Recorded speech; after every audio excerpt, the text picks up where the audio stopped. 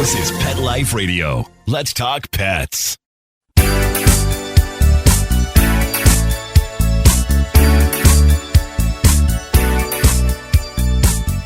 Hello! You're listening to Animal Party on Pet Life Radio, and I'm extra excited this week. Oh yeah. Why?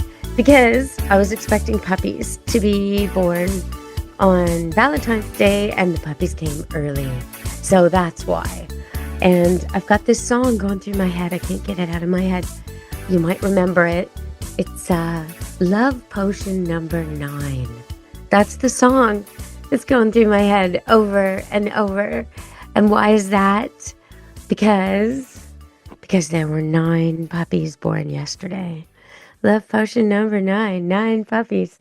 So I am posting and taking videos of the newborns when they were just minutes old, some of them a couple hours old. That was yesterday. And now today I'll post again on Deb Wolf Pet Expert on YouTube. And I'm going to try and post every day. So you get to see them as they age. 1 day, 2 day, 3 day, 4 day. I'll try not to miss a day. I'll try. So far, so good. So if you want to see a Mama Doodle, 40-pound dog, she's reddish colored, sort of an amber color, beautiful dog, deep dark eyes and shaggy hair. And she sort of looks like an alpaca, but anyway, cutie dog. Peachy is her name. She looks like a peach, and she has now had 9 puppies. She's a first-time mom, and she had them yesterday, and she's in my living room right next to the nice warm wood stove, and she has electric heating pads underneath her, and she's in a specially made whelping pen so she won't accidentally sit on any of her babies. And so if you look up the video on Deb Wolf Pet Expert YouTube, you'll probably notice that. You'll notice some white tubing around her and some cords plugged in. Do not fret. This is intentional. This keeps her puppies warm. She can move off of it if she wants, and so can they. They can wiggle off of it. But right now, they need the warmth. They're newborns. So it's really important that they stay very, very warm. And her too. She needs to stay warm too. So if you want to check out the 9 little puppies, it's almost a half litter. So boys and girls split. And some of them are a bit beige and some of them are a bit more white. Daddy is a white poodle. And mommy is a peachy colored golden doodle. So there'll be F1B golden doodles, 3/4 poodle, non-shed, curly-coated cuties.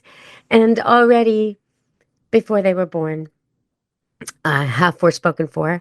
And since being born, 2 more have been spoken for. So it's going to be a popular litter. At 8 weeks, they will go start making people very happy. All right, so I'm going to cover some topics in the show today. I'm going to talk about the Papillon, because one of those little itty-bitty dogs with the big ears and the tufts on their ears and so much personality won an agility competition this week in New York. And so I want to talk about that. A Papillon. What is a Papillon? And do you want one? Or maybe not. Maybe yes. See, that's the thing. Researching this show, I was looking up just some stats. Most popular pets, most popular dogs, smartest dogs, the easiest to train, this kind of thing. And one thing I noticed was some of the dogs are coming in number 1 or 2 on several lists. And sometimes they contradict themselves. Like the Labrador Retriever came in as the most popular dog, and one of the most friendly dogs, Golden Retriever, beat it out, and King Charles Cavalier Spaniel was close as most friendly. But the Lab came in really close. But then the Lab also came in really, really high on mischievous dog. And so what's about that? If it's so trainable, why is it mischievous? And what aren't those opposite? Well, Labs are overrepresented. They've been the most popular dog in America for years, only displaced last year, and in Canada still. So no wonder they're ranking so high on everything. And is a good dog also a mischievous dog? Sometimes. That's what I'd say about that.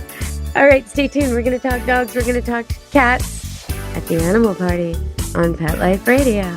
Stay tuned.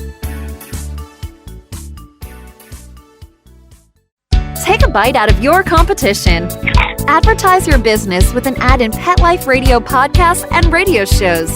There is no other pet-related media that is as large and reaches more pet parents and pet lovers than Pet Life Radio. With over 7 million monthly listeners, Pet Life Radio podcasts are available on all major podcast platforms. And our live radio stream goes out to over 250 million subscribers on iHeartRadio, Odyssey, TuneIn, and other streaming apps. For more information on how you can advertise on the #1 pet podcast and radio network, visit PetLifeRadio.com/advertise today.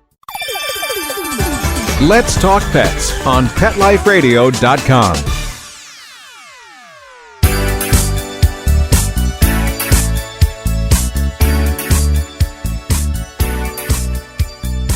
Hello! We're back on Animal Party, and I want to talk to you about a Papillon.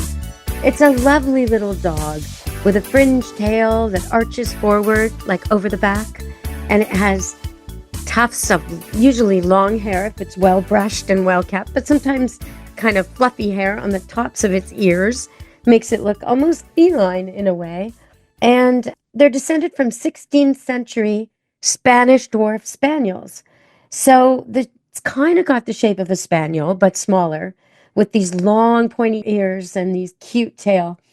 And they came from Europe, and they're sort of dainty, but they're amazingly agile. And so if you watch the footage of this dog winning agility, you'll see why. There's an event in agility. There's a lot of events. There's jumps and ladders and tunnels, all kinds of things. But the part of the obstacle course race that it excelled most at when I was watching the video was where they run through flags, sort of like a slalom skier. They have to turn and go left, right, left, right, left, right, not skipping, hitting every single turn. And this is where the Papillon excelled the most, because all the bigger bodied dogs, all the taller dogs, longer dogs would take more time doing that. A Papillon can fly through that. So they can be possessive of their owners. So that's one thing to worry about. They may not be the best with like a daycare situation or a popular kid who wants to have all his friends visiting and he's really little.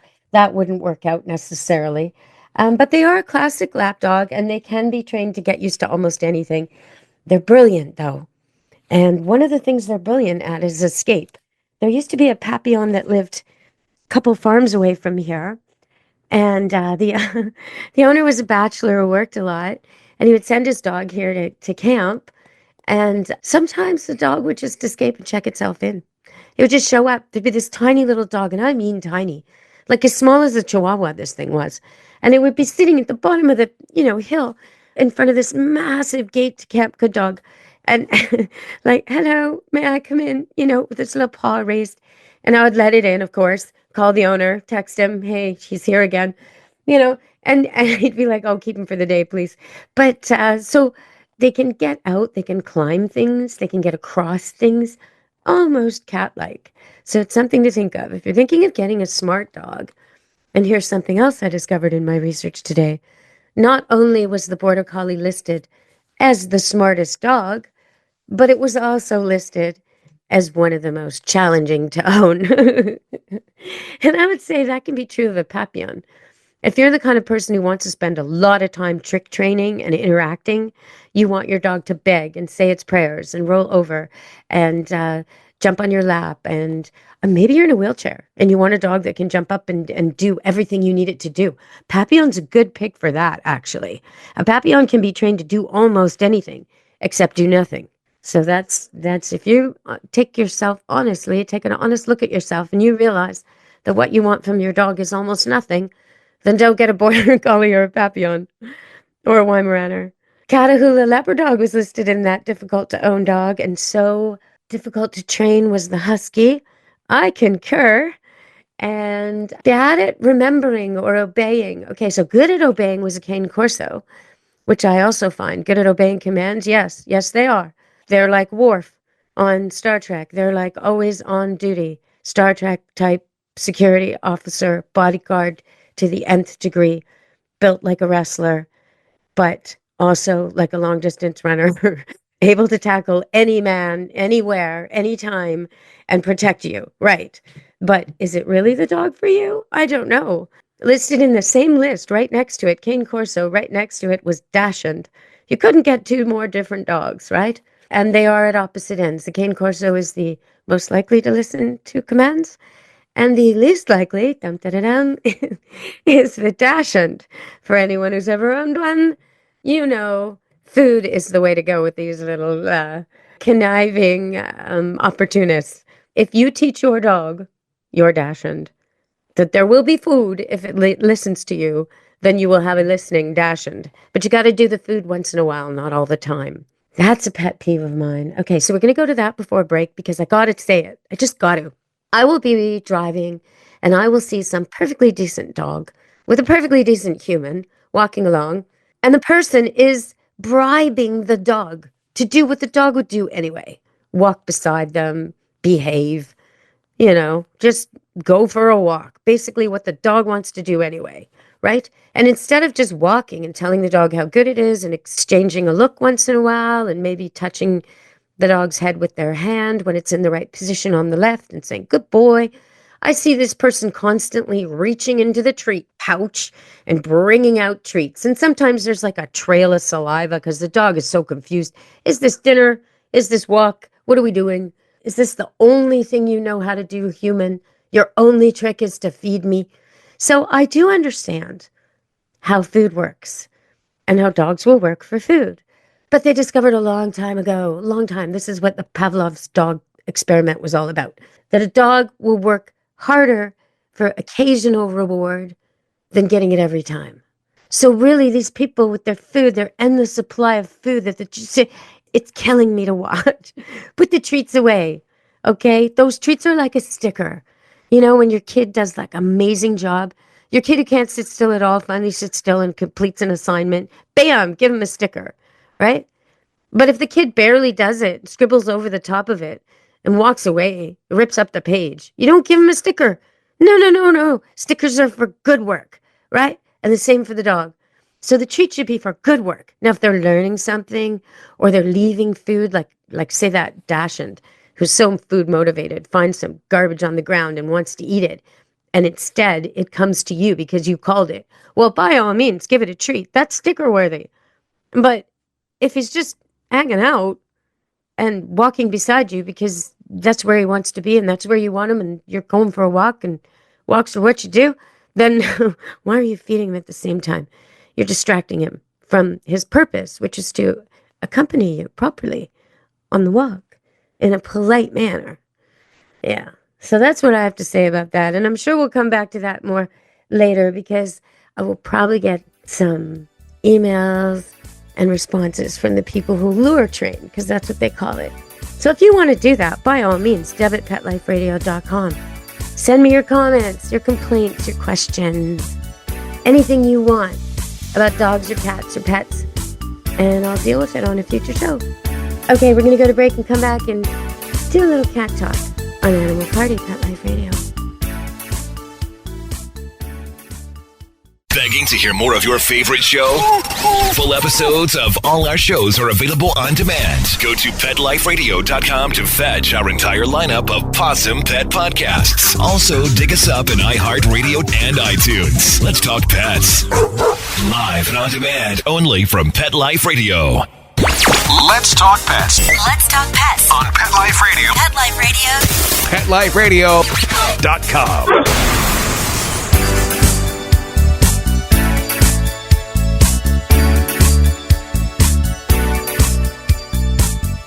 Hello. I guess I should say meow at this point because we're going to be talking about cats next. So cats have so many cool facts about them. And I think sometimes we underestimate them. We look at them like these, objects in our living rooms, sort of pieces of art that maybe like to be pet, but that's it. And different cats have different personalities. Different types of cats have different activity levels and needs for interaction. But one thing is true of all cats, and that is that they have a tremendous effect on their owners. So even though you might think the reason a dog owner is 80% more likely to be alive after a heart attack than a dog owner, you might think that's because of the exercise, and it isn't to a degree. The dog owner is being forced to get out of his house with the dog, and the dog owner is given a safe outlet for exercise and a regular need for it. So, but sometimes dog owners have other people in the homes that are doing the exercise portion of the dog walking, and yet still, anyone with a dog in their home is 80% more likely to be alive after a heart attack a year later than anyone without. Now, what about cats? Well, owning a cat reduces the chance of stroke or heart attack by a third. Yeah, think about that. I know. So, some of the veterinarians I know have a poster that claims this, and they have like a pill bottle, a human pill bottle, and it has a picture of a cat on it, and it says catspirin. And every human should take two. So adopt a couple of cats, and you won't have a heart attack or a stroke. Now, if you adopt a cat and a dog, like many, many people, well, then you're getting the benefits of both, and you're going to stay healthy a long time.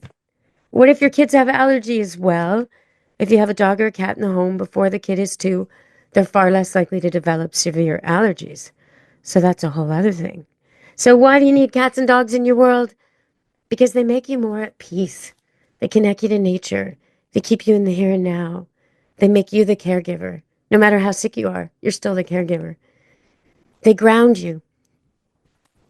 And in my case, because of the dogs, I never ever think about intruders or security. Because if they're quiet, I know things are fine. Recently, the dogs exploded in barking super early in the morning, and it was like ungodly. It was such an extreme. And I came running downstairs to find an enormous, like the size of a car, bear, the size of a smart car bear, black bear, in my next door neighbor's yard, right against my fence. So I know that if the dogs don't bark, there's nothing there. And if the dogs do bark, they let me know. So I sleep soundly, not listening for everything that might harm me as a human.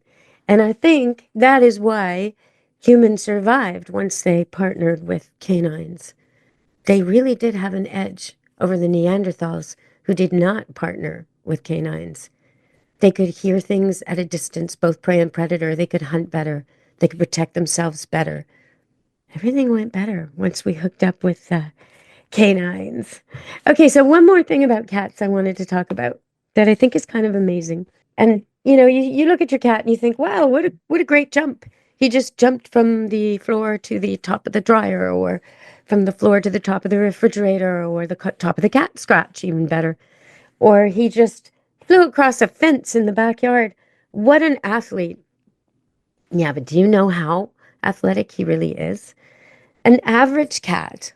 Okay, so we're not talking about like Michael Jordan cat. We're just talking about your cat. Okay? Average, lumpy there in the corner, sitting there looking at you like, who, me? Yeah, him, fatty fat over there. Him. Your Persian, your whatever. It doesn't have to be a Siamese or an Abyssinian to be in this category here. Your average cat can jump 6 times their own body length. Okay, so think about that. Think about yourself. Say you're a 6 foot tall man. Okay. Can you just right now stand still? Jump in the air for me. Jump like you want to grab a basketball or maybe spike a volleyball. Okay, jump as high as you can. Give me 36 feet, please. I want to see that. That's what we're talking about. That's incredible. That is incredible. So they also have the ability to shrink their spine and extend their spine with gas, which we can't do. So when you think, look at your cat and you see it fit into this tiny little space, tiny little vase or box or pipe or something, tube, and then you see it some other time stretching to scratch and it seems almost 4 feet tall. That is the same cat. So that's another incredible thing about cats. And that's why cat scratches that are horizontal rarely work. You have to have a cat scratch that's as tall as your cat when it reaches its full length and it arches up and it stretch as high as it can possibly go. Your cat scratch has to be a few inches taller than that. So 5 feet is probably good. 4 anyway. And then you'll be able to protect your furniture by giving your cat an alternative that really, really feels good. Okay. I wanted to talk about a couple of odd things that came to my attention. One of them is a woman got fined for being within 200 meters of a whale. And it's said to be a landmark decision because it's the first time ever a paddle boarding person has got fined for crowding the whales. Now, the whales in question are a transient pod. So if you know whales, you know that means not so safe, okay? Transient pod, hunters, they're hunters. They can bring down deer. They've known to do things that the residents don't necessarily do. Okay, so, and they had babies, calves. So she shouldn't have gone so close. But really, this little woman on her little paddleboard, taking pictures of them in video, was she a threat to them? See, it kind of strikes me that, that it was the other way around. And, you know, while I really do want a 200-meter whale protection zone, I think that's great, especially with fishing boats and motorboats. But a lady on a tiny little paddleboard? I mean, if they didn't want her there, they would have flicked their tail and knocked her silly. And yeah, that's a problem, a different problem. Who's responsible for rescuing her? Okay, that's a problem. But I don't think she was affecting the whales too much. So sometimes I think common sense really isn't involved here. And it needs to be. We need to think about these things. Who are we protecting and why? But keep in mind, if you see whales, and this is what was happening, the charter boats that people would pay for, and they'd pay big money to go see whales, and then these guys would be out there with the heavy power motor chasing after whales, right? To get you your Instagram. So good that it's 200 meters. We got to do that. We got to give them some space. We can't be hunting them down now that their numbers are finally back. And sometimes they come right in close. We had some breaching the ice the other day, and right in the city of Vancouver, people were filming it from their apartments and from Granville Island. And so sometimes they come in close to eat herring or do what whales do. And, you know, that's when you get your real Instagram moments without crowding them because it's their choice. Okay, so that was one thing that caught my attention. And another thing that caught my attention that I thought was fantastic. Once in a while, humans really, really get it right. So most of us in Vancouver, British Columbia, where I live, have dealt with crows. And in springtime, they are a nuisance. They protect their young and they will target anyone walking near their nests, but they will also develop a particular dislike for certain people and recognize those people and harass those people over and over and over again. And so crows can be a real problem. And they've been a problem in France. But here's the thing. Crows are super smart.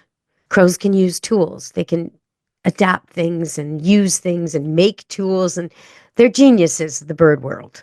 So what they've done in parts of France is they've set up these little trap things that basically have a pouch where cigarette butts are put in, and another area when a cigarette butt enters the trap thing, it automatically releases some birdseed. And so what's happened is they've trained crows, just a couple, to do this. And then because crows learn by watching, all the crows figured it out. And now they have, I guess, flocks of crows who hunt down cigarette butts, find them, put them in these ashtray traps in order to get a little bit of birdseed. And it's cleaning up the streets. And why is this so amazing? Well, one of the things is cigarette butts are really, really deadly. When I used to work at the zoo, I was a volunteer there a long time ago, cigarette butts were one of our worst fears because one cigarette butt can kill an elephant. It seems like, how could that be? They can't vomit. And if they ingest it, it can get stuck. And the things they make cigarette butts out of are really not nice. It's not a paper filter. It's chemicals that don't biodegrade. So cigarette butts are nasty to the environment. They're just a terrible, terrible plight. And they get into everything. And they just, oh, it's a mess in the waterways and everything else. So if you can get crows to do this, I say all power to you. Way to go, French people. Nice one on training the crows. So maybe we can figure something like that out over here. Okay, one more thing I want to talk about. And I may talk about this more next time. But yeah, next time I have to talk about training your dog to find the car, because I know I promised that on a previous show, but it'll come. It'll come. If you all are working on training your dog to find the treat, like I said in the previous show, you can make it harder and harder and harder, and you'll be ready to go for the training your dog to find the car when I announce it and video it. Now, I am videoing puppies. So if you want to see newborn puppies, golden doodle puppies born yesterday, today, tomorrow, if you want to see them as they grow, check out Deb Wolf Pet Expert on YouTube. And please subscribe so you don't miss one of these amazing moments. At about 10 days, they'll open their eyes. They'll start to have expressions. They'll start to, well, they're already making sounds. So if you want to hear what they sound like, and they already move and wiggle and they already have a little bit of personality. So it's worth checking it out. Deb Wolf Pet Expert on YouTube. And I wanted to talk about Tawasin and Point Roberts. So I'm going to do that on a future show. But let me just let you know, there's this little neighborhood in Canada which borders on the U.S. and it's called Tawasin Delta. And it's only a half an hour from Vancouver. But if you keep going south through it, you cross an American border. And on the other side is a peninsula of land that is actually America, but it doesn't connect to America anywhere. You have to take a boat if you want to get to the San Juan Islands or something like that. Or you have to drive north 5 minutes or so through Canada, and then you're in Canada after a 5-minute drive, and then you would have to head east and then south to get to some nearby town like Blaine, Washington, or Bellingham, Washington, or go down to Seattle or something like that. So these people who live in Point Roberts were extremely isolated during COVID, extremely, when the borders were locked. And, you know, a lot of their healthcare and medical care, everything's on the Canadian side. And there they were on the other side. Oh, terrible situation. Beautiful place. Absolutely beautiful place. It's like a forest on the ocean, and the property prices are so low, and it's like going back into time, like a Norman Rockwell painting or Leave It to Beaver. All the homes are small and beautiful, and it's just a lovely, lovely place. So recently, with all the politics and the discussion of making the border stronger, somebody decided to put up a huge big fence there. Now, there was already a fence and a road and a border crossing, guarded all the time. So really, was there a need for an extra fence? No. An extra fence to nowhere, right? To this peninsula that leads nowhere. So, okay, so somebody put up a big, big fence. One of the governments did it. And the neighbors on both sides decided that it was so unnecessary. So they lobbied, and the fence came down within a couple of days. And I just wanted to say that that is the nicest border story I've heard in a long time. And I want cool heads to prevail when it comes to all of this. I think there's a lot of posturing and a lot of hot-headed talk. And really, Canada and America have been together for a very long time. In the context of my world, what would happen if a male dog, like my original standard poodle, Vegas, who was born in Montana and was rescued from a fire there and came to live with me, what would happen if he, my AKC American man, mated with my beautiful red poodle, all Canadian girl, CKC girl, which is what happened. Now, are their offspring going to be deported? Are they American? Are they Canadian? Is there going to be a 25% tariff on the puppies? I mean, we've got border trade going back and forth for so long in so many ways, and we need each other so badly, and things work so darn well. Why mess it up? Why put a fence where there's already a fence and a road? We don't need that. You know, I have a customer over there, and she has a cat that's constantly escaping, and she tells me that when she has to go find her cat, who seems to have a second address on the other side of the border. She has to get in her car, drive 10 minutes, cross with her passport, go into America, and walk along the street directly behind her house and call that cat. And then the cat comes and she picks it up, she puts it back in her car, and she drives back across the border. The border guards are used to her by now. And this is a regular thing with this cat. But that's how close our borders are. So let's keep them friendly, everybody. All right, for me, Deb Wolf, an Animal Party, Pet Life Radio. Be good to your animals. Ciao, meow.